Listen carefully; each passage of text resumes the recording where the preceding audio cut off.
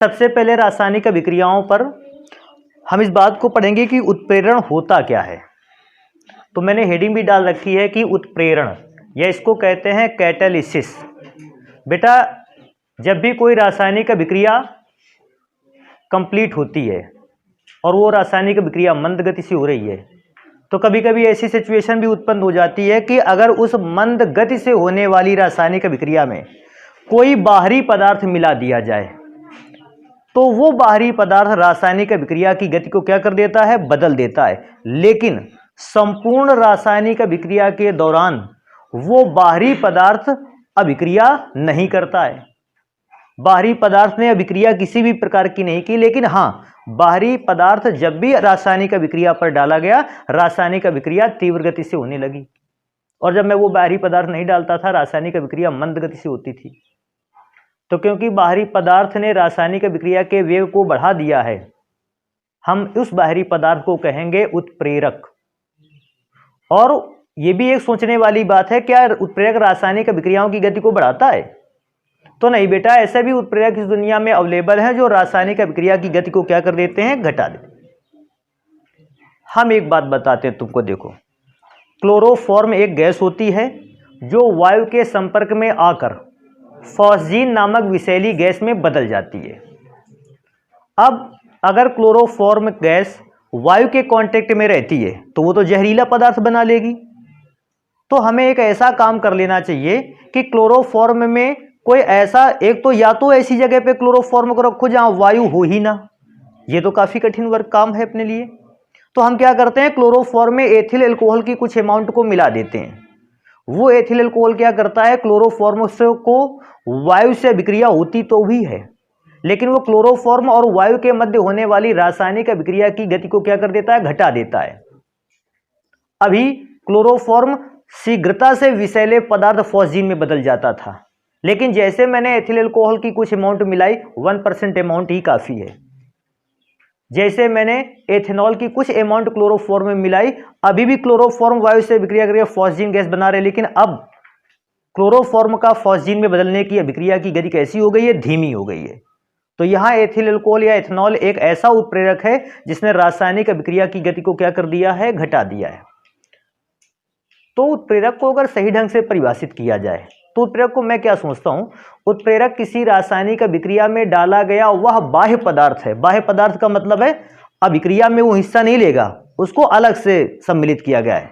डाला गया वह बाह्य पदार्थ है जो किसी रासायनिक अभिक्रिया के वेग को परिवर्तित कर देता है। परिवर्तित इसलिए मैंने बोला क्योंकि मैं अभी बोलता एक लाइन पे कि अभिक्रिया के वेग को बढ़ा देता है, नेक्स्ट लाइन पे मैं बोलता कि अभिक्रिया के वेग को घटा देता है। इसलिए मैंने क्या सोचा, बढ़ाना घटाना दोनों एक साथ, जो किसी रासायनिक अभिक्रिया के वेग को क्या कर देता है, परिवर्तित कर देता है। और साथ में एक इंपॉर्टेंट चीज, और इस संपूर्ण परिवर्तन के दौरान उस बाह्य पदार्थ पर किसी भी प्रकार का परिवर्तन नहीं आता। अर्थात उत्प्रेरक जिस अवस्था में डाला गया होगा, उत्प्रेरक बाद में आपको वही अलग मिल जाएगा। इसका मतलब अगर क्लोरोफॉर्म को खराब होने से बचाने के लिए उत्प्रेरक के फॉर्म में इथेनॉल को डाला था, रिएक्शन के लास्ट तक क्लोरोफॉर्म में आप इस बात को देखोगे कि इथेनॉल उपस्थित है। तो उत्प्रेरक स्वयं अभिक्रिया नहीं करता है, उत्प्रेरक अभिक्रिया के वेग को क्या करता है, बढ़ाता या घटाता है। मैं एक और एग्जांपल इसी पर लेता हूं, हालांकि ये एग्जांपल जो है बिल्कुल अलग टाइप का है। उत्प्रेरक जैसा ही बिहेवियर होगा, लेकिन हम लोगों ने अपने क्षेत्र पर देखा होगा इस बात को। दो लोगों में झगड़ा चल रहा है और झगड़े की गति कैसी है, धीमी है। वो कुछ देर बाद कहता था तुमने गलती की, और दूसरा व्यक्ति कहता है पहले वाले से तुमने गलती कर दी, थोड़ा झगड़ा धीमा है। तभी एक उत्प्रेरक व्यक्ति आता है और वो तुमको, हाँ, वो तुम दोनों के बीच में होने वाली रासायनिक अभिक्रिया की गति को बढ़ा देता है। करता क्या है, वो कहता है कि इतना अगर हमसे बोल देता तो हम इसको 2-4 थप्पड़ तो मार देते भी, और ये पता नहीं तुम कैसे हो, इतनी बेइज्जती करवा ली, फिर भी तुम कुछ कर नहीं पा रहे हो। उसने आपकी अभिक्रिया की गति को क्या कर दिया, बढ़ा दिया, और आप बस लग गए लड़ाई में। लेकिन बेटा, तो इसको ये देखो, ऐसा भी उत्प्रेरक का काम किया जिसने अभिक्रिया की स्पीड को क्या कर दिया। लेकिन अगर कभी ऐसी सिचुएशन पे कोई बूढ़ा व्यक्ति आएगा जिसकी एज काफी ज्यादा है, जैसे आप लोग, अब आप लोगों के क्योंकि एज ज्यादा है, तो अगर कोई लड़ाई हो रही होगी कहीं पे, तो आप जाओगे, कहोगे कि देखो हम काफी अनुभव है हमारे पास, हम वृद्ध जन हैं, और बेटा लड़ाई मत करो, इसको लड़ाई करने से कोई फायदा नहीं है। और जो लड़ाई अगर तीव्र गति से हो भी रही है तो उसकी भी गति कैसा कर देगा, धीमी कर देगा। अभी ध्यान देने वाली बात है कि वो जो थर्ड पर्सन था, बाह्य पदार्थ था जो, क्या उसने अभिक्रिया की?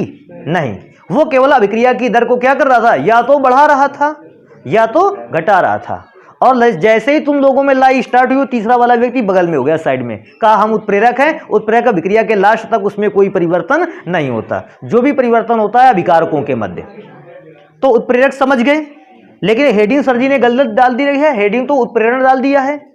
उत्प्रेरक को अंग्रेजी में कैटलिस्ट बोलते हैं और उत्प्रेरण को अंग्रेजी में बोलते हैं कैटालिसिस। अब उत्प्रेरण क्या है? रासायनिक अभिक्रिया में बाह्य पदार्थ के डाले जाने पर अभिक्रिया के वेग का बढ़ जाना या अभिक्रिया के वेग का घट जाना, अभिक्रिया के वेग के बढ़ने या घटने की जो घटना होती है, उस घटना को कहते हैं उत्प्रेरण। ध्यान रखना, उत्प्रेरक पदार्थ है लेकिन उत्प्रेरण घटना है। इन दोनों चीजों को अलग अलग से ध्यान रखना है कि उत्प्रेरक अगर बोलेगा क्या है, पदार्थ, लेकिन अगर हमसे बोल देगा कि उत्प्रेरण क्या है तो हम कहेंगे उत्प्रेरण एक प्रकार की घटना है। यह उत्प्रेरण वाली घटना तब उत्पन्न होती है जब अभिक्रिया में उत्प्रेरक को क्या किया जाता है, डाला जाता है। तो आप कहोगे उत्प्रेरण की घटना कितने प्रकार से उत्पन्न हो सकती है? दो प्रकार से, या तो अभिक्रिया के वेग को बढ़ाकर या अभिक्रिया के वेग को घटाकर। अभी पूछते हैं क्या उत्प्रेरक जान पाए क्या है, क्या होता है उत्प्रेरक? वो तीसरा वाला पदार्थ। और उत्प्रेरण क्या होता है? अभिक्रिया की स्पीड का बढ़ जाना या घट जाने की घटना को हम कहते हैं उत्प्रेरण। तो एक काम कर लेते हैं, सबसे पहले उत्प्रेरण को लिख लेते हैं, उत्प्रेरण क्या होता है, और साथ में पहले तो ये भी करेंगे कि उत्प्रेरक को भी लिख लेंगे। तो लिखेंगे सबसे पहले उत्प्रेरक के विषय में, फिर उत्प्रेरण के विषय में।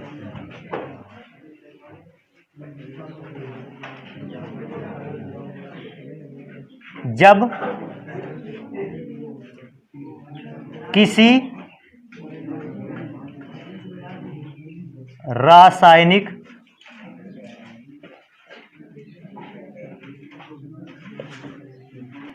अभिक्रिया का वेग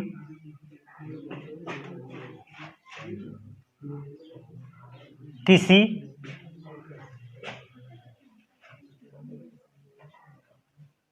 बाह्य पदार्थ की उपस्थिति में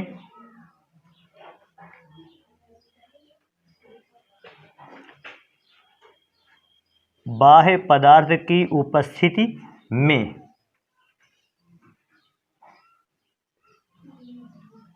परिवर्तित हो जाता है,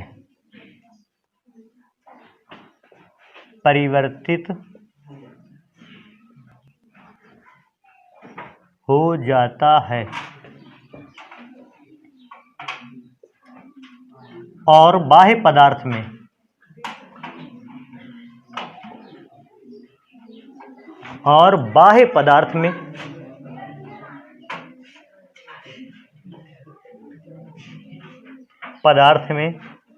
किसी भी प्रकार का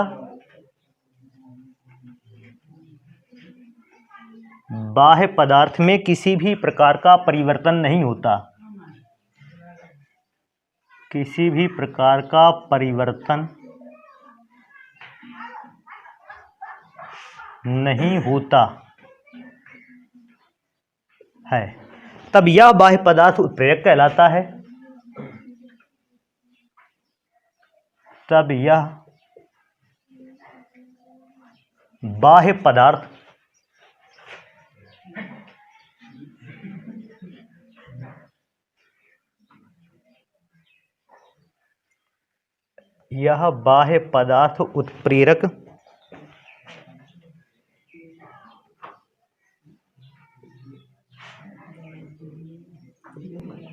उत्प्रेरक कहलाता है।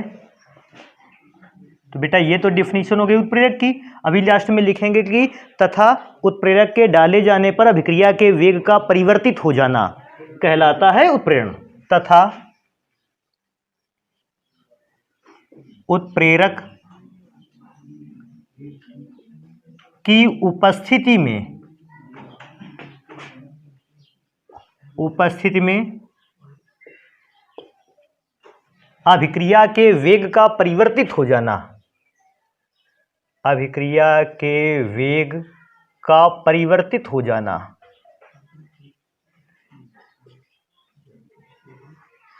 क्रिया के वेग का परिवर्तित हो जाना उत्प्रेरण कहलाता है।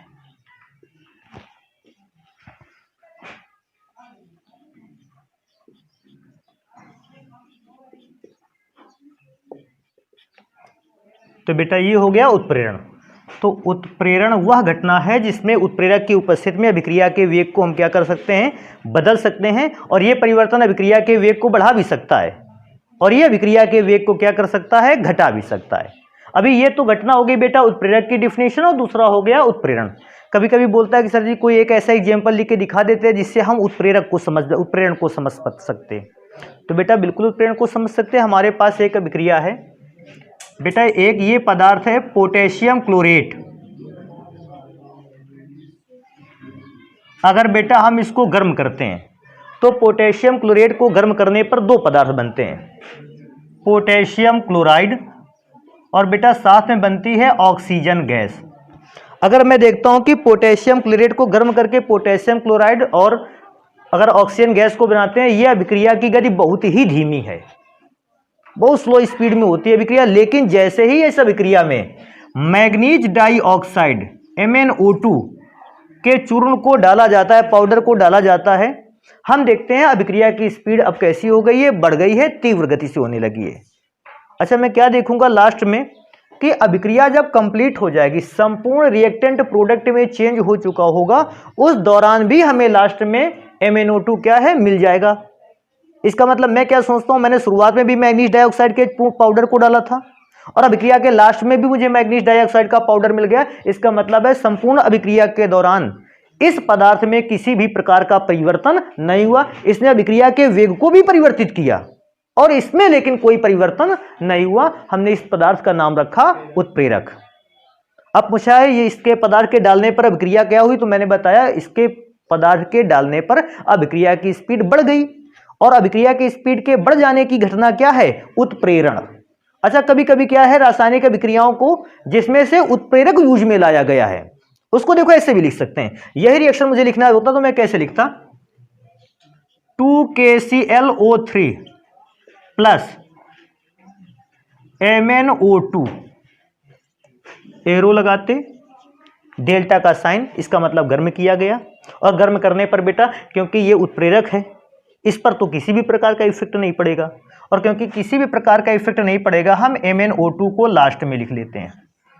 और बेटा लेकिन इफेक्ट तो इस पे पड़ेगा, तो ये पदार्थ काहे में चेंज होगा, 2KCl प्लस 3O2। अभिक्रिया को ऐसे भी लिखा जा सकता था कि जो है वो MnO2 वो अभिक्रिया के शुरुआत में भी था हमारे पास, अभिक्रिया के लास्ट में भी था हमारे पास। MnO2 ने किसी भी प्रकार की अभिक्रिया नहीं की। अगर अभिक्रिया हुई है तो केवल KClO3 के द्वारा। तो अभिक्रिया को ऐसे भी लिखा जा सकता है। अब कहता है कि उत्प्रेरक को, उत्प्रेरण अभिक्रियाओं को या उत्प्रेरक को कितने भागों में बांटा गया है। तो बेटा उत्प्रेरण अभिक्रिया को वैसे तो बहुत सारे भागों में बांटा गया है, लेकिन सबसे पहले हम पढ़ेंगे कि अवस्था के आधार पर उत्प्रेरक को कितने भागों में बांटा गया है। फिर आएगा कि क्रियाविधि के आधार पर उत्प्रेरण को कितने भागों में बांटा गया है। लेकिन उससे भी पहले सबसे अवस्था के आधार पर या प्रावस्था के आधार पर उत्प्रेरण का वर्गीकरण। तो मैं लिखता हूं इस पे कि अवस्था के आधार पर उत्प्रेरण का वर्गीकरण कैसे होगा। नेक्स्ट हेडिंग मैंने लिख रखी है प्रावस्था के आधार पर उत्प्रेरण का वर्गीकरण, या इसको क्या बोलते हैं, कहते हैं classification of reaction on the basis of physical state. भौतिक अवस्था के आधार पर जो उत्प्रेरण अभिक्रियाएं होती हैं वो कितने प्रकार की होती हैं, या हम कितने प्रकार से उत्प्रेरण करवा सकते हैं। तो बेटा अगर मैं इसको देखता हूं तो सबसे पहले मुझे दो प्रकार के उत्प्रेरण मिलते हैं। पहला समांगी उत्प्रेरण, समांगी उत्प्रेरण जिसको बेटा हम होमोजीनियस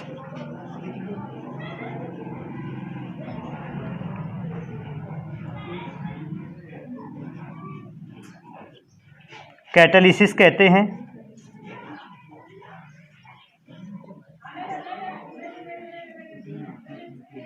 और बेटा एक दूसरा होता है विसमांगी उत्प्रेरण, जिसको हम हेट्रोजीनियस कैटालिसिस कहते हैं। और क्योंकि दूसरा विसमांगी है, एक एक को पढ़ना भी स्टार्ट करते हैं। पहला हो गया समांगी उत्प्रेरण। मैं पहले बता दूं कि समांगी उत्प्रेरण होता क्या है। एक ऐसी रासायनिक अभिक्रिया जिनमें अभिकारक और उत्प्रेरक ये दोनों एक ही अवस्था में पाए जाते हैं। अगर अभिकारक गैस अवस्था में है तो उत्प्रेरक भी गैस अवस्था में, अगर अभिकारक द्रव अवस्था में है तो उत्प्रेरक भी कौन सी अवस्था में रहेंगे, द्रव अवस्था में। मतलब मैं क्या सोचता हूं, अभिकारक उत्प्रेरक की अवस्था कैसी होती है, सेम। ऐसी उत्प्रेरण अभिक्रियाओं को हम बोलते हैं, कहते हैं ये उत्प्रेरण अभिक्रियाएं कहलाती हैं समांगी उत्प्रेरण अभिक्रियाएं। तो सबसे पहले तो इसको बता दिया समांगी उत्प्रेरण अभिक्रियाएं कौन सी होती हैं। लिखते हैं, वे रासायनिक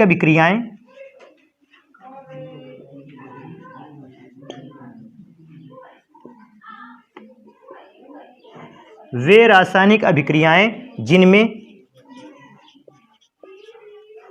जिनमें उत्प्रेरक तथा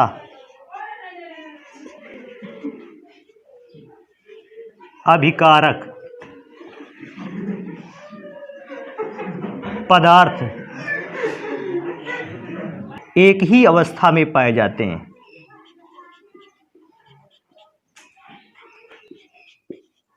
एक ही अवस्था में पाए जाते हैं।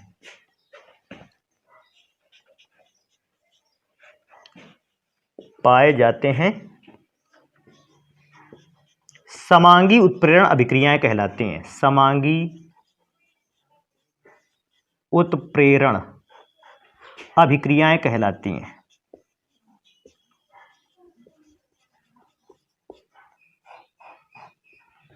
अभिक्रियाएं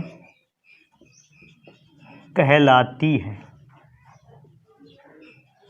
समांगी उत्प्रेरण अभिक्रियाओं को मैं दोबारा से पढ़ देता हूं। परिभाषा कहता है, वे रासायनिक अभिक्रियाएं जिनमें उत्प्रेरक तथा अभिकारक दोनों ही एक ही अवस्था में पाए जाते हैं। अगर उत्प्रेरक द्रव अवस्था में, अभिकारक भी द्रव अवस्था में। अगर उत्प्रेरक गैस अवस्था में है तो अभिकारक भी गैस अवस्था में होता है। ऐसे रासायनिक अभिक्रियाओं को हम कहते हैं समांगी उत्प्रेरण अभिक्रियाएं। कभी कभी एग्जाम्पल की भी डिमांड आती है ऐसे सिचुएशन पे। देखो मैं एग्जाम्पल लिख के दिखाता हूं। बेटा हमारे पास एक पदार्थ है सल्फर डाइऑक्साइड, ये भी क्या है, एक गैस। इसकी अभिक्रिया होनी है नवजात ऑक्सीजन से, ये भी एक प्रकार का क्या है, गैस। और बेटा इस पर उत्प्रेरक का काम करता है नाइट्रिक ऑक्साइड। नाइट्रिक ऑक्साइड भी तो एक गैस है। अभी मैं क्या देख रहा हूं, अभिकारक भी गैस अवस्था में और उत्प्रेरक भी कौन सी अवस्था में है, गैस की अवस्था में। इसका मतलब उत्प्रेरक और अभिकारक दोनों एक ही अवस्था में आ गए। ऐसी अभिक्रिया को कहते हैं समांगी उत्प्रेरण अभिक्रियाएं। और SO2 और O के मिलने से बनता है SO3 सल्फर ट्राइऑक्साइड। अगर मैं देखता हूं तो ये भी तो गैस है। कभी कभी बच्चे के मन में ये बात आ जाती है, सर जी ये भी गैस ही होना चाहिए। तो बेटा उत्पाद कोई मायने नहीं रखता। उत्पाद गैस बनता, चाहे सॉलिड, चाहे ठोस बनता और चाहे ये द्रव बन जाता, कोई फर्क नहीं पड़ता है। बस फर्क अगर पड़ता है, हमें देखना क्या होता है, अभिकारक पदार्थ, दो अभिकारक हैं तो दोनों अभिकारक गैस में ही होने चाहिए, उत्प्रेरक भी गैस में होना चाहिए। अगर तीन अभिकारक होते तो सारे के सारे अभिकारक और उत्प्रेरक सभी एक ही अवस्था को फॉलो करना चाहिए। चाहे वो तीनों द्रव अवस्था में हो जाएं, चाहे वो तीनों गैस अवस्था में हो जाएं, तभी माना जाएगा। अभी एक और रिएक्शन देखते हैं। बेटा हमारे पास एक और अभिक्रिया आती है। देखो इस पदार्थ का तो नाम तकरीबन सभी ने सुना होगा, एसिटिक एसिड बोलते हैं। कौन सी अवस्था में आता है, द्रव अवस्था में। बेटा एक और अभिक्रिया सुनी होगी तुम लोगों ने, यह पदार्थ का नाम सुना होगा C2H5OH, एथनॉल या एथिल भी कहते हैं। ये भी कौन सी अवस्था में आता है, द्रव। और इन दोनों की रासायनिक अभिक्रिया करवाई गई सल्फ्यूरिक अम्ल की उपस्थिति में। बेटा सल्फ्यूरिक अम्ल भी तो द्रव ही है। अभी मैं क्या सोचता हूँ, रिएक्टेंट भी दोनों जो है वो लिक्विड फेस पे हैं। जो कैटलिस्ट यूज किया गया है ये भी लिक्विड फेस पे ही है। तो मैं इसको देखते ही जान गया, क्योंकि दोनों सेम अगर देखा जाए, अभिकारक और उत्प्रेरक दोनों के दोनों सेम स्टेट में हैं। सभी एक ही अवस्था पर हैं, ऐसी रासायनिक अभिक्रिया को हम कहते हैं समांगी उत्प्रेरण अभिक्रिया। और इसको में से प्रोडक्ट कैसे बनते हैं आप सभी को पता है। इसका H इसके OH के साथ अलग हो जाता है। तो सबसे पहला कंपोनेंट तो मैं बना देता हूं जल, और किसी को ये बताने की आवश्यकता नहीं कि जल भी एक द्रव पदार्थ है। हालांकि प्रोडक्ट मायने नहीं रखता कि आप उसको द्रव बनता है कि ठोस बनता है कि गैस बनता है, प्रोडक्ट मायने नहीं रखता। मायने क्या रखता है, अभिकारक और उत्प्रेरक। और दूसरा बेटा पदार्थ देखो, इसमें से H गया, इसका OH चला गया, तो यहाँ पे बचा CH3COO और वहां बचा C2H5। तो एक पदार्थ और बचा है CH3COO C2H5। बेटा इसको एथिल एसीटेट बोलते हैं, एथिल एसीटेट। इसको बेटा प्राकृतिक इसको कृत्रिम सेंट भी बोलते हैं। जो कृत्रिम सेंट बनाए जाते हैं ज्यादातर में यही पदार्थ एसीटेट ईस्टर वगैरह पड़े रहते हैं। अभी नेक्स्ट हेडिंग पर चलते हैं। ये तो हो गया बेटा समांगी उत्प्रेरण। अभी मैंने बताया था कि प्रावस्था के आधार पर या भौतिक अवस्था के आधार पर उत्प्रेरण को वर्गीकरण करते हैं, वो दो प्रकार के मिलते हैं, एक विसमांगी उत्प्रेरण अभिक्रियाएं और एक समांगी उत्प्रेरण अभिक्रियाएं। तो समांगी तो मैंने लिख लिया, अब बचता है विसमांगी उत्प्रेरण अभिक्रियाएं। तो यहां लिखते हैं इसको विसमांगी उत्प्रेरण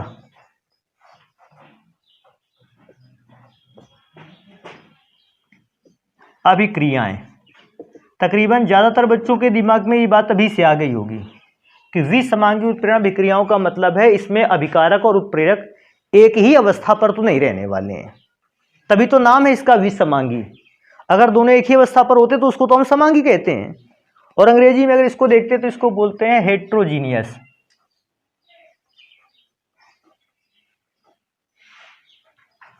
हेट्रोजीनियस रिएक्शन कैटालिसिस।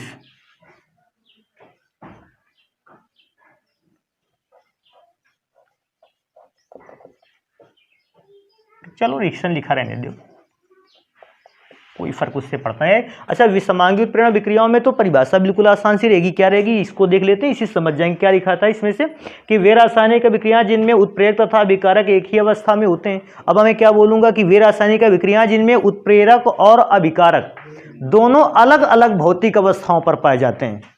अलग अलग भौतिक अवस्थाओं पर पाए गए तो किस प्रकार के विसमांगी उत्प्रेरण हो गया। अगर एक ही अवस्था में पाया जाता तो समांगी उत्प्रेरण हो गया। तो विसमांगी उत्प्रेरण में क्या लिखेंगे,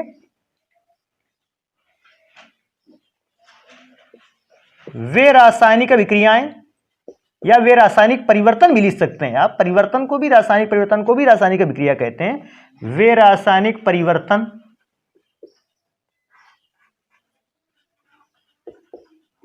जिनमें अभिकारक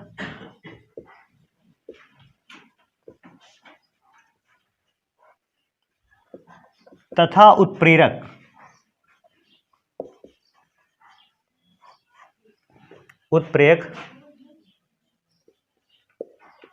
दोनों की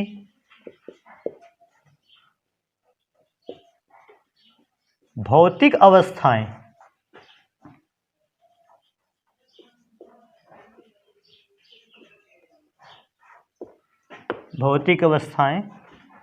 एक दूसरे से भिन्न होती हैं।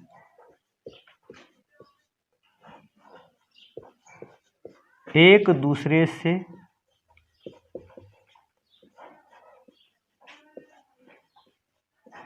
दूसरे से भिन्न होती हैं।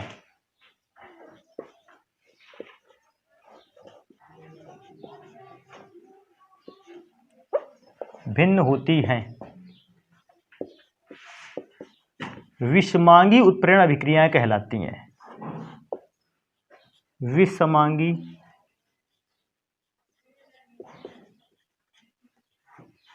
उत्प्रेरण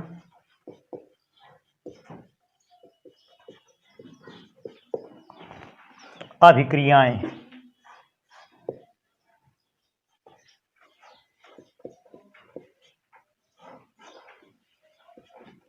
विसमांगी उत्प्रेरण अभिक्रियाएं कहलाती हैं। तो विसमांगी उत्प्रेरण में से अगर एग्जाम्पल हमसे मांगेगा तो हम ऐसा एग्जाम्पल ही लिखेंगे जिसमें उत्प्रेरक की अवस्था अभिकारकों की अवस्था से बिल्कुल अलग होगी। जैसे मैं इसके पे एग्जाम्पल अगर लिखता हूं तो बेटा मेरे पास सामान्य सा एग्जाम्पल है हाइड्रोजन गैस और ऑक्सीजन गैस की अगर रासायनिक अभिक्रिया को संपन्न कराया जाए और किसी भी उत्प्रेरक की उपस्थिति को न रखा जाए तो हाइड्रोजन गैस और ऑक्सीजन गैस आपस में अभिक्रिया करते हुए जल का निर्माण करते हैं। अभिक्रिया को क्योंकि बैलेंस करना है, यहाँ पे 2H2O किया जा सकता है।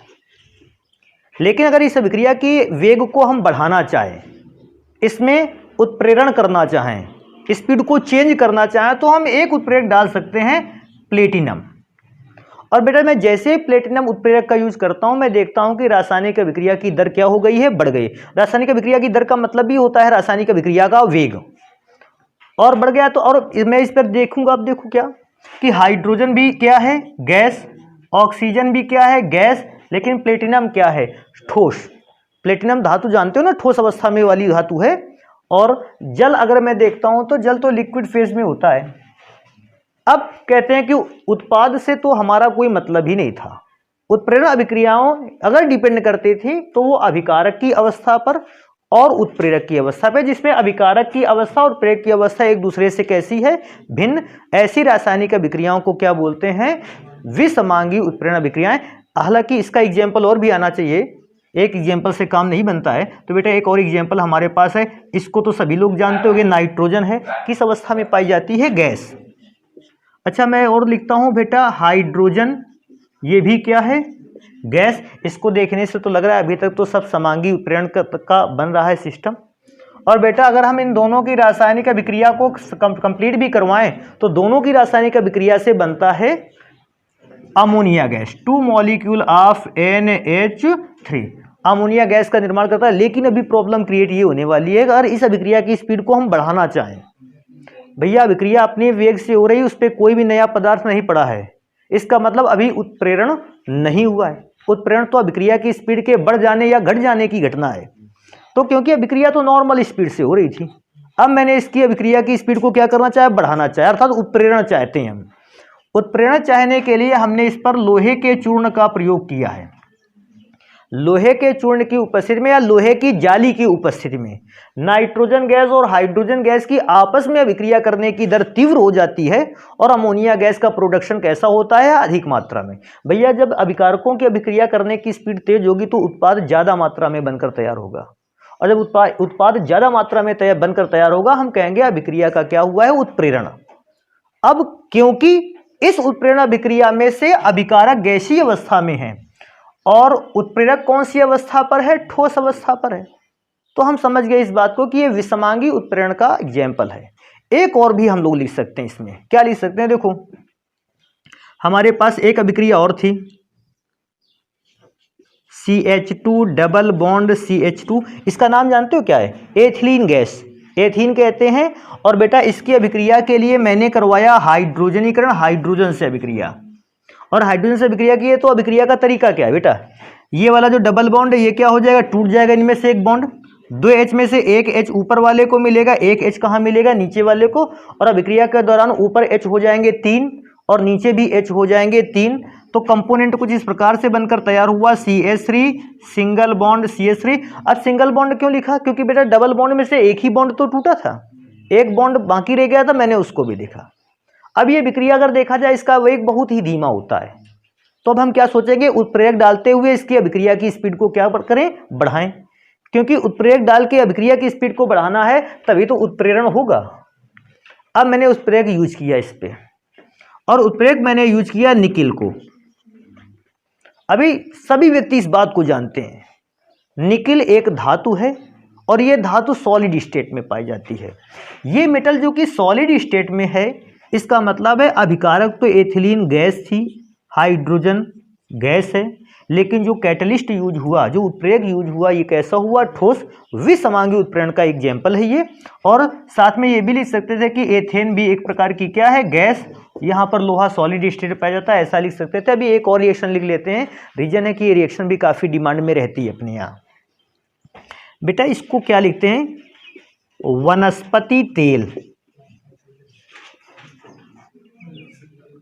वैसे अगर मैं पूछूं वनस्पति तेल लिखा है क्या, तो वनस्पति तेल किस अवस्था में होता होगा, द्रव अवस्था में। भाई वनस्पति तेल का तो नॉर्मल सा है, जब कभी भी क्वेश्चन कभी क्या होता है कि बहुत सरल आ जाता है एकदम से सरल आ गया बिल्कुल, तो भी दिमाग कंफ्यूज हो जाता है। कैसे आ गया? वनस्पति तेल किस अवस्था में होता है? तो सभी ने देख रखा है वनस्पति तेल जो होता है पेड़ पौधों से निकला हुआ तेल लिक्विड फेज में होता है। लेकिन अभी आदमी सोचता है इतना सरल क्वेश्चन कैसे दे दिया, तो उसका दिमाग कभी कभी भ्रमित हो जाता है कि शायद इसकी बात ना कर रखी हो, शायद किसी दूसरी चीज की बात की हो। लेकिन नहीं, बात उसी की हो रही है। वनस्पति तेल एक ऐसा पदार्थ है जो द्रव अवस्था में है, इसलिए मैंने इसको क्या लिख दिया? लिक्विड। और इसके बाद मैं इस पर हाइड्रोजन गैस की अभिक्रिया करवाना चाहता हूं। हाइड्रोजनीकरण, इस अभिक्रिया को भी कहते हैं निकिल। एक ऐसा उत्प्रेरक यूज किया गया है जो बेटा ठोस अवस्था पे। अभी मैं क्या सोचता हूं, इसमें तो अभिकारक ही अलग अलग अवस्थाओं पर हैं, उत्प्रेरक की तो बात भी छोड़ देते हैं। एक अभिकारक कैसा है? लिक्विड। दूसरा अभिकारक कैसा है? गैस। और इस अभिक्रिया में जो डाला गया उत्प्रेरक वो कैसा है? ठोस। सॉलिड, लिक्विड, गैस तीनों एक ही रिएक्शन में मिल गए। और बेटा अभिक्रिया के दौरान बनकर तैयार होता है वनस्पति घी। वनस्पति घी। तो ये रासायनिक, अच्छा वैसे वनस्पति घी बनता अगर आप इसको निकिल को न डालते, लेकिन अभिक्रिया का वेग कैसा होता? धीमा होता। और क्योंकि रिएक्शन की स्पीड को बढ़ाना चाहते थे तभी तो उत्प्रेरण होता। और मैंने रासायनिक अभिक्रिया में उत्प्रेरक को डालते हुए अभिक्रिया की स्पीड को बढ़ाया। लेकिन मैं क्या सोचता हूं, इस अभिक्रिया में स्पीड को बढ़ाने के लिए उत्प्रेरक ठोस अवस्था में चाहिए हमें। और क्योंकि उत्प्रेरक ठोस अवस्था में हो गया, यह अभिक्रिया हो गई विसमांगी उत्प्रेरण। अभी ध्यान देने वाली बात है, अगर इस अभिक्रिया में उत्प्रेरक ना डालते, कोई पूछता क्या ये विसमांगी उत्प्रेरण का एग्जाम्पल? हम कहते हैं नहीं, विसमांगी उत्प्रेरण का एग्जाम्पल तब होता जब उत्प्रेरक उपस्थित होता। भाई उत्प्रेरक उपस्थित है तो क्या अगर उत्प्रेरक नहीं डालोगे उत्प्रेरण होगा? नहीं। उत्प्रेरण तो अभिक्रिया की स्पीड के बढ़ने की घटना है। आप उत्प्रेरक नहीं डाल रहे हो तो अभिक्रिया की स्पीड नहीं बढ़ रही। तो ये बहुत विशेष ध्यान देने वाली बात है कि साथ में कम से कम एक उत्प्रेरक यूज में आ जाना चाहिए। तो मैंने यहां लिख रखा है। एक काम करेंगे, इसको जल्दी से नोट करेंगे, फिर पढ़ते हैं कि उत्प्रेरक को और कितने भागों में डिवाइड किया गया है। देखो स्टार्ट करते हैं इसको। तो बेटा अगला नंबर है क्रियाविधि के आधार पर उत्प्रेरण का वर्गीकरण, classification of catalysis on the basis of mechanism. कि उत्प्रेरक के कार्य करने के आधार पर हम इस बात को चेक करते हैं कि उत्प्रेरण कितने प्रकार का होता है। तो उत्प्रेरक के कार्य करने के आधार पर को लिख सकते हैं क्रियाविधि के आधार पर। उत्प्रेरक कार्य जब करता है तो वो 4 प्रकार से उत्प्रेरण करवा सकता है। कैसे? पहला धनात्मक उत्प्रेरण, दूसरा ऋणात्मक उत्प्रेरण, नेगेटिव कैटालिसिस कहते हैं। तीसरा होता है स्व उत्प्रेरण जिसको ऑटो कैटालिसिस बोलते हैं। और चौथा होता है बेटा प्रेरित उत्प्रेरण जिसको इंड्यूस्ड कैटालिसिस बोलते हैं। अब इनमें से मैं क्या करूंगा कि एक एक कैटालिसिस को पढ़ना स्टार्ट करते हैं। सबसे पहले धनात्मक उत्प्रेरण, पहले तो सुनते हैं क्या होता है। मैं एक परिभाषा पढ़ता हूं, कहता है वे रासायनिक पदार्थ जो रासायनिक अभिक्रिया में डाले जाने पर अभिक्रिया के वेग को बढ़ा देते हैं धनात्मक उत्प्रेरक कहलाते हैं। मतलब वो पदार्थ जो अभिक्रिया की स्पीड को बढ़ा देता है उसको क्या कहते हैं? धनात्मक उत्प्रेरक। देखो इस बार मैं घटाने वाली बात नहीं कर रहा हूं, मैं केवल बात कर रहा हूं कि अभिक्रिया की स्पीड को क्या करते थे? बढ़ा देते हैं। ऐसे पदार्थ कहलाते हैं धनात्मक उत्प्रेरक। और धनात्मक उत्प्रेरक की उपस्थिति में अभिक्रिया के वेग का बढ़ जाना कहलाता है धनात्मक उत्प्रेरण। फिर मैं दोबारा से रिपीट कर देता हूं। आपके पास एक रासायनिक अभिक्रिया थी जो कंप्लीट हो रही थी। आपने एक रासायनिक पदार्थ बाहर से उसमें मिलाया और उस बाहर से मिलाए गए रासायनिक पदार्थ ने अभिक्रिया के वेग को क्या कर दिया? बढ़ा दिया। तो जो पदार्थ आपने बाहर से मिलाया उस पदार्थ को कहोगे यह धनात्मक उत्प्रेरक है। और क्योंकि धनात्मक उत्प्रेरक के कारण अभिक्रिया के वेग में क्या हो गई है? वृद्धि। तो अभिक्रिया के वेग में वृद्धि की घटना क्या कहलाएगी? धनात्मक उत्प्रेरण। ये बहुत ध्यान रखना भैया क्या कि उत्प्रेरक पदार्थ का नाम है और उत्प्रेरण घटना का नाम है, क्योंकि इन दोनों में बड़ी डिफरेंस पता होना चाहिए, नहीं तो आप उत्प्रेरक ही लिखते रहोगे। तो हम क्या लिखेंगे कि रासायनिक अभिक्रिया में कोई ऐसा पदार्थ है जो उसके वेग को बढ़ा रहा है तो उस पदार्थ को कहेंगे उत्प्रेरक। और उत्प्रेरक की उपस्थिति में अभिक्रिया के वेग का बढ़ जाना कहलाता है धनात्मक उत्प्रेरण। तो इसको लिखते हैं, क्या लिखते हैं कि वे रासायनिक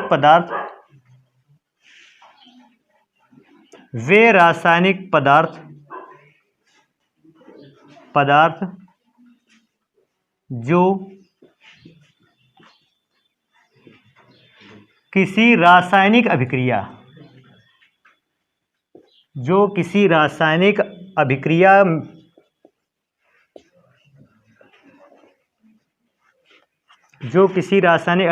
में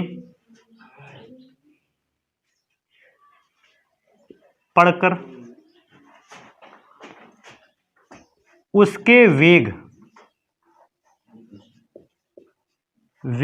को बढ़ा देते हैं, वेग को बढ़ा देते हैं ऐसा पदार्थ धनात्मक उत्प्रेरक कहलाता है। ऐसा पदार्थ धनात्मक उत्प्रेरक कहलाता है। ऐसा पदार्थ धनात्मक उत्प्रेरक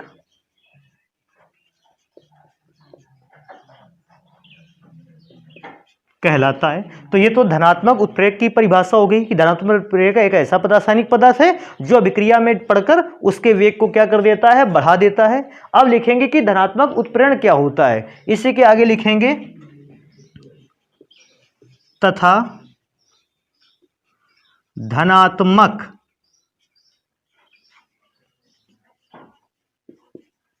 उत्प्रेरक की उपस्थिति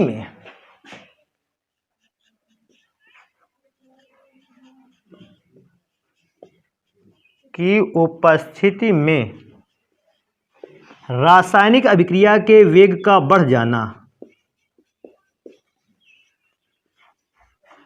रासायनिक अभिक्रिया के वेग का बढ़ जाना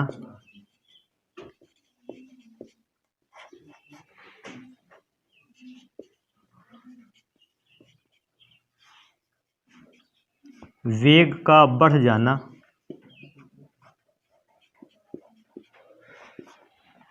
जाना धनात्मक उत्प्रेरण कहलाता है।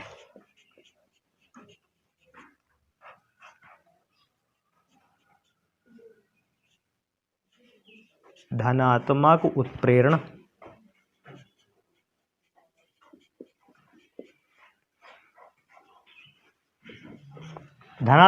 कहलाता है। तो बेटा ये हो गया धनात्मक उत्प्रेरण की परिभाषा। अभी क्या करेंगे, धनात्मक उत्प्रेरक कुछ ऐसी अभिक्रियाएं देखेंगे जिनमें से ऐसा उत्प्रेरक यूज किया गया होगा जो अभिक्रिया की स्पीड को क्या कर देगा, बढ़ा देगा। तो मैं बताऊं जनरल अगर मैं देखता हूं सामान्य रूप से तो ज्यादातर उत्प्रेरक जो होते हैं वो रासायनिक अभिक्रिया के वेग को क्या कर देते हैं, बढ़ाते ही हैं, ज्यादातर उत्प्रेरक पदार्थ। तो उनमें से कुछ अभिक्रियाएं हम लोग देखेंगे। कैसे देखेंगे, देखो जैसे मैं अभिक्रिया लिखता हूं सबसे पहले, एक तो यही रासायनिक अभिक्रिया H2 जो कि गैस फॉर्म में है, O2 जो कि गैस फॉर्म में है। अगर प्लेटिनम नामक उत्प्रेरक, पहले मैं क्या देखता हूं, मैंने किसी भी उत्प्रेरक का प्रयोग नहीं किया और मैं H2 और O2 की रिएक्शन करवाता हूं तो जल बनता तो है, लेकिन हाइड्रोजन और ऑक्सीजन गैस के मिलने से बने जल की जो अभिक्रिया की गति है वो बहुत धीमी है। मैं आपको एक एग्जांपल देता हूं सामान्य रूप से कि वायुमंडल में हाइड्रोजन गैस भी अवेलेबल है और वायुमंडल में कौन सी गैस अवेलेबल है, ऑक्सीजन। अगर हाइड्रोजन और ऑक्सीजन आपस में अभिक्रिया कर लें तो बेटा वायुमंडल की सारी ऑक्सीजन गैस हाइड्रोजन गैस से अभिक्रिया करते हुए क्या बना लेगी, जल बना लेगी। अगर दोनों अभिक्रिया करते हुए जल बना लेंगे तो वायुमंडल में ऑक्सीजन गैस की भी कमी पड़ जाएगी और वायुमंडल में हाइड्रोजन गैस की भी कमी आ गई। क्यों कमी आ गई, क्योंकि इन्होंने दोनों से अभिक्रिया करके आपस में क्या बनाया है, जल। तो हाइड्रोजन गैस भी समाप्त होगी, ऑक्सीजन गैस भी समाप्त होगी। आपने पढ़ा है जब भी कोई रासायनिक अभिक्रिया स्टार्ट होती है अभिकारक की मात्रा धीरे धीरे घटने लगती है और उत्पाद की मात्रा धीरे धीरे बढ़। अगर वायुमंडल में उपस्थित हाइड्रोजन गैस वायुमंडल की ऑक्सीजन गैस से अभिक्रिया करेगी और जल बनाएगी तो ये तो दोनों अभिकारक हैं।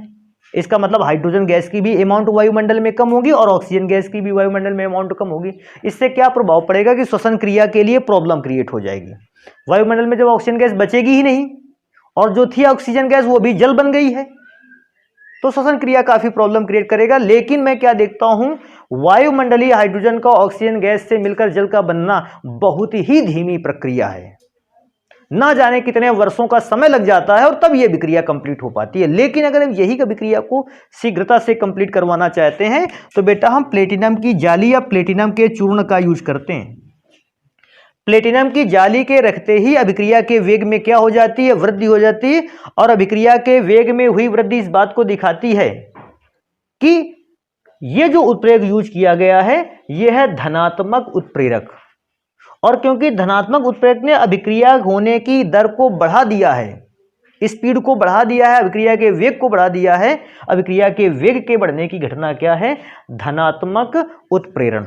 अभी और भी रिएक्शन हम लोगों से लिखने के लिए कहेगा तो देखो बेटा और भी रासायनिक अभिक्रिया ऐसे लिखी जा सकती है। इनमें से क्या है, हमने अभी 2 मिनट पहले ये भी अभिक्रिया पढ़ी, नाइट्रोजन गैस और हाइड्रोजन गैस दोनों ने लोहे की जाली या लोहे के चूर्ण की उपस्थिति में अभिक्रिया की तो अमोनिया गैस बनाकर तैयार की और अधिक मात्रा में बनाकर तैयार की। अगर मैं Fe को नहीं रखता हूं तो Fe को नहीं रखने पर इफेक्ट क्या उत्पन्न होता है, वायुमंडल में नाइट्रोजन गैस भी है और वायुमंडल में हाइड्रोजन गैस भी है। नाइट्रोजन गैस का तो किसी को बताना नहीं, नाइट्रोजन गैस तो वायुमंडल में पाई जाने वाली सबसे अधिक मात्रा वाली गैस है। वायुमंडल में जो हाइड्रोजन गैस होती है वो नाइट्रोजन से अभिक्रिया करके क्या बना लेती है, अमोनिया। लेकिन नाइट्रोजन और हाइड्रोजन की अभिक्रिया से अमोनिया का निर्माण हो ये बहुत ही धीमी अभिक्रिया है। अगर हमको ऐसा लगेगा कभी कि अभिक्रिया के वेग को क्या कर देना है, बढ़ाना है, तो अभिक्रिया के वेग को बढ़ाने के लिए हम लोहे के चूर्ण या लोहे की जाली का प्रयोग करेंगे, अभिक्रिया की स्पीड बढ़ जाएगी। अच्छा मैं क्या पूछता हूं इसमें से एक और बात है बेटा, ये समांगी उत्प्रेरण का एग्जाम्पल था कि विसमांगी उत्प्रेरण का एग्जाम्पल था? लोहा सॉलिड स्टेट में है, वो दोनों गैस के समांगी में जाएगा कि विसमांगी में जाएगा? विसमांगी में जाएगा। भी एक और चीज है कि ये विसमांगी उत्प्रेरण का भी एग्जाम्पल है और अगर देखा जाए तो धनात्मक उत्प्रेरण का भी एग्जाम्पल है। विसमांगी में क्यों एग्जाम्पल है, क्योंकि ये दोनों गैस है, उत्प्रेरक सॉलिड स्टेट पे, इसलिए विसमांगी। क्योंकि ये उत्प्रेरक अभिक्रिया के वेग को क्या कर रहा है, बढ़ा रहा है, इसलिए धनात्मक उत्प्रेरण की श्रेणी में जाएगा। अभी एक और अभिक्रिया को पढ़ते हैं इन्हीं में से कि एक और रिएक्शन ऐसे देख लेते हैं कि क्या है जो अभिक्रिया के वेग को क्या कर देगा, बढ़ा देगा।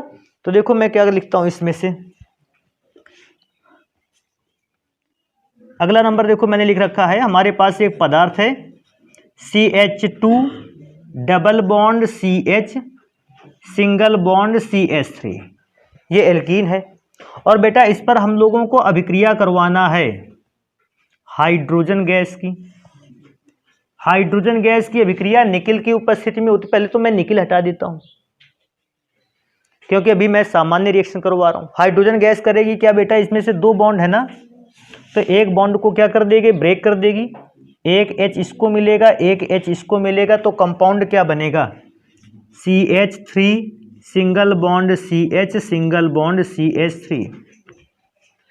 तो कंपाउंड में CH3 हो गया, CH2 हो गया, CH3 मैंने कंपाउंड बनाया। अगर मैं देखता हूं कि प्रोपीन गैस का हाइड्रोजनीकरण ये एक बहुत ही धीमी अभिक्रिया है, लेकिन जैसे ही बेटा मैं इस अभिक्रिया पर निकिल के पाउडर को डाल देता हूं, निकिल का चूर्ण यूज करते हैं बेटा, निकिल के चूर्ण की उपस्थिति में अभिक्रिया का वेग क्या हो गया है, बढ़ गया है। क्योंकि अभिक्रिया का वेग बढ़ गया, ये एक प्रकार की कैसी उत्प्रेरण अभिक्रिया है, धनात्मक उत्प्रेरण। तो बेटा ये एग्जाम्पल हो गया धनात्मक उत्प्रेरण का, उसकी परिभाषा हो गई। अभी एक प्रकार का उत्प्रेरण और पढ़ते हैं, ऋणात्मक उत्प्रेरण क्या होता है, तो जल्दी से उसको पढ़ना स्टार्ट करते हैं।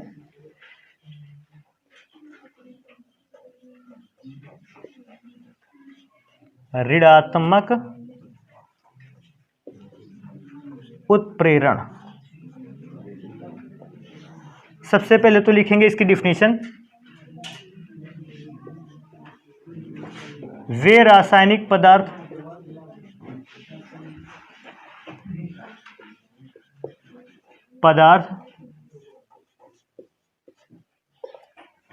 जो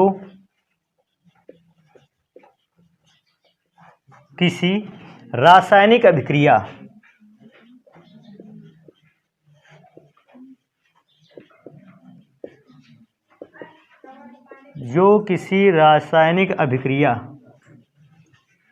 के वेग को बढ़ा देते हैं,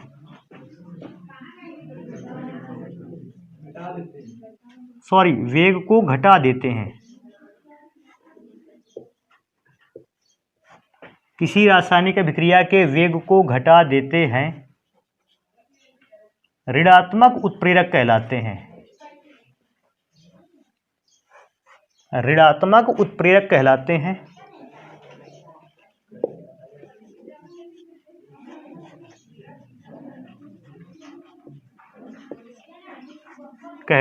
हैं।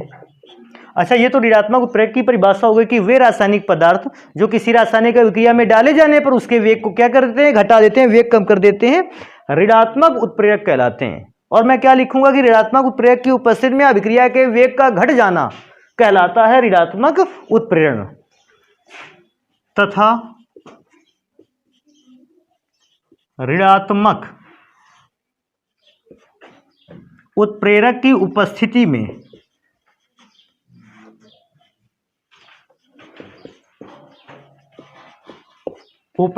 अभिक्रिया के वेग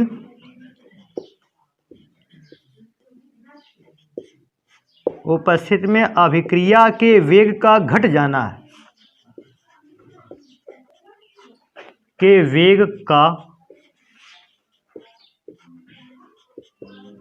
घट जाना, ऋणात्मक उत्प्रेरण कहलाता है,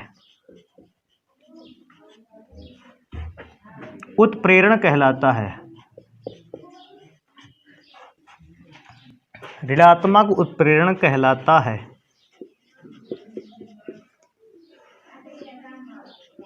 गलत। तो बेटा ये हो गया परिभाषा ऋणात्मक उत्प्रेरण का। अभी एग्जाम्पल की बात आएगी तो एग्जाम्पल क्या लिख सकते हैं, देखो सबसे पहला एग्जाम्पल लिखा जा सकता है, क्या लिखा जा सकता है बेटा, हमारे पास एक पदार्थ है क्लोरोफॉर्म। अगर ये वायु के साथ अभिक्रिया करता है तो बेटा क्लोरोफॉर्म वायु के साथ अभिक्रिया करते हुए फॉस्जीन गैस COCl2 बनाता है और साथ में बनाता है H2O और लास्ट में बनता है Cl2। अभिक्रिया को थोड़ा सा और देख लेते हैं कि बैलेंस हो जाए। वैसे अभिक्रिया बैलेंस है, वायु के संपर्क में आकर फॉस्जीन गैस बना लेते हैं, H2O हो गया, Cl 6 थे, 2 दूना 4, 2 6, अभिक्रिया कंप्लीट है। अब देखो हुआ क्या कि जैसे ही क्लोरोफॉर्म वायु के कांटेक्ट में आया, वायु के कांटेक्ट में आते उसने कौन सी गैस बना ली, विषैली प्रकृति वाली फॉस्जीन गैस। अभी सभी व्यक्ति तो इस बात को जानते ही हैं कि हमें क्लोरोफॉर्म को विषैला नहीं बनाना था, लेकिन क्लोरोफॉर्म विषैली प्रकृति की गैस में चेंज हुई जा रही है। तो हम यह चाहेंगे दो चीज़ें, या तो हम चाहेंगे कि क्लोरोफॉर्म इस विषैली गैस में कभी चेंज ना हो, या तो हम दूसरी बात ये चाहेंगे कि क्लोरोफॉर्म अगर चेंज भी हो रही फॉस्जीन में तो इसकी स्पीड कैसी हो, बहुत धीमी, ताकि क्लोरोफॉर्म लंबे समय तक टिकाऊ बना रहे। तो इसमें क्या करेंगे, हम एथेनॉल को मिला देंगे, C2H5OH। अब एथेनॉल क्या करेगा, इस अभिक्रिया की रासायनिक दर को क्या कर देगा, धीमा कर देगा, जो भी स्पीड है उसको कम कर देगा, और क्लोरोफॉर्म के खराब होने की दर या क्लोरोफॉर्म के विषैले होने की दर कैसी हो गई, धीमी। क्लोरोफॉर्म एक लंबे समय तक टिकाऊ रहेगा, इसके बाद खराब होगा। अभी बेटा एक और चीज आता है, पेट्रोल। पेट्रोल अत्यंत ज्वलनशील पदार्थ है, और पेट्रोल अत्यंत ज्वलनशील पदार्थ है। अगर मोटर वाहनों में पेट्रोल का यूज किया जाएगा तो मोटर वाहन क्या करेंगे, पेट्रोल को बहुत तेजी से उसको जलाकर समाप्त कर देंगे। भैया आप सभी इस बात को जानते हो कि पेट्रोल एक अत्यंत ज्वलनशील पदार्थ है, शीघ्रता से जलता है, बहुत तेजी से जल जाता है। लेकिन मोटर वाहनों में वही 1 लीटर तेल, अगर मोटर बाइक है तो बेटा आपने देखा होगा 60-60, 70-70 किलोमीटर जाती है। कोई कोई तो ऐसे हैं हल्के जिनमें इंजन का यूज करते हैं तो 1-1 लीटर में 80-80, 90-90 किलोमीटर दूर जाती है मोटर बाइकें। लेकिन 80-90 किलोमीटर जाने का मतलब है 1 लीटर जो पेट्रोल है उसको जलने में तकरीबन 1.5 से 2 घंटे का समय लगेगा। लेकिन पेट्रोल इतना ज्वलनशील होता है कि अगर वास्तविकता में देखा जाए तो 1 लीटर पेट्रोल को जलने में बहुत कम समय में जल जाएगा। तो पेट्रोल में एक पदार्थ डाला जाता है तेल। आप कहोगे तेल तो वो खुद है, तो बेटा तेल नहीं डाला जाता है, एक पदार्थ डाला जाता है TEL, TEL, tetra ethyl lead. अंग्रेजी में पढ़ना चाहते हो तो टेट्रा एथाइल लेड। इस टेल को डालते हैं। इस टेल की उपस्थिति में पेट्रोल के दहन का वेग कैसा हो जाता है, धीमा। मैं ये नहीं कहता कि पेट्रोल जलना बंद कर देता है, लेकिन पेट्रोल के दहन की स्पीड कैसी हो जाती है, धीमी। और वो 1 लीटर पेट्रोल जो है वो 100 किलोमीटर तक जाएगा, 1.5-2 घंटे में जलेगा। अर्थात पेट्रोल की दहन क्षमता को, जलने की क्षमता को कम करने के लिए हम किसका प्रयोग करते हैं, टेट्राएथिल लेड का। तो इस बात को जान गए हो, हम यहां पर लिख देते हैं। अच्छा, टेट्राएथिल लेड ने पेट्रोल के जलने की स्पीड को कैसा किया, धीमा। तो किस प्रकार का उत्प्रेरण हुआ, ऋणात्मक उत्प्रेरण। तो हम क्या लिखेंगे, टेल पेट्रोल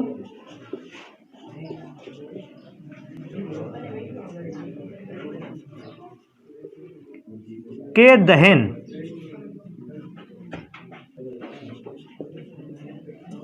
को धीमा कर देता है।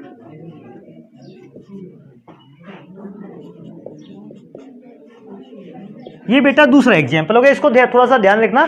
टेट्राएथिल या लेड या तेल जो होता है ये पेट्रोल के दहन को कैसा कर देता है, धीमा, जिससे पेट्रोल धीमे से जलता है और लंबे समय तक वो एनर्जी देता रहता है मोटर वाहनों को।